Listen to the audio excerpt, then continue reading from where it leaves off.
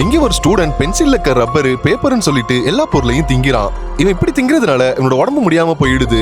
இவங்க அம்மா வெளியில போறப்ப ஒரு வயசானவர் அங்க இருக்கிறவங்களோட உடம்பு வலிய தொட்டைய குணமாக்குறாரு. அதை பார்த்த இவங்க தன்னோட பையனோட பிரச்சனைய சொல்லி வீட்டுக்கு கூட்டிட்டு வராங்க. இப்ப வீட்டுக்கு வந்த அந்த பெரியவரோ அந்த பையனை தொட்டு குணப்படுத்தலான்னு போறப்ப அந்த பெரியவர் இறந்து போயிடுறாரு. அதே நேரம் இந்த பையன் குணமாகிடுறான். அடுத்த நாள் இந்த பையன் சைக்கிளை துடைக்கிறப்ப இவன் கையில கிழிச்சிடுது. அந்த காயம் கொஞ்ச நேரத்திலேயே ஆறி போயிடுது. இப்ப இவன் ஸ்கூலுக்கு போனதும் அங்க இருக்கிற ஒரு ஸ்டூடெண்ட் இவனோட முகத்திலேயே அடிக்கிறான். ஆனா அடிக்கிறவனோட முகத்துல இருந்து ரத்தம் வருது. வீட்டுக்கு போனவன் நெருப்பால சுட்டு பாக்குறான். இவனுக்கு எதுவுமே ஆக மாட்டேங்குது. அப்புறம் தான் தெரியுது அந்த பெரியவர் இறக்கிறதுக்கு முன்னாடி அவரோட சக்தியை இவனுக்கு கொடுத்துட்டு போயிருக்காருன்னு. ஒரு நாள் இவன் சைக்கிள்ல போயிட்டு இருக்கிறப்ப இவன் ஸ்கூல் பசங்க இவனை காரை வச்சு துரத்துறாங்க. இவன் தடிக்கு கீழே விழுந்ததும் அந்த கார் இவனை இடிச்சிடுது.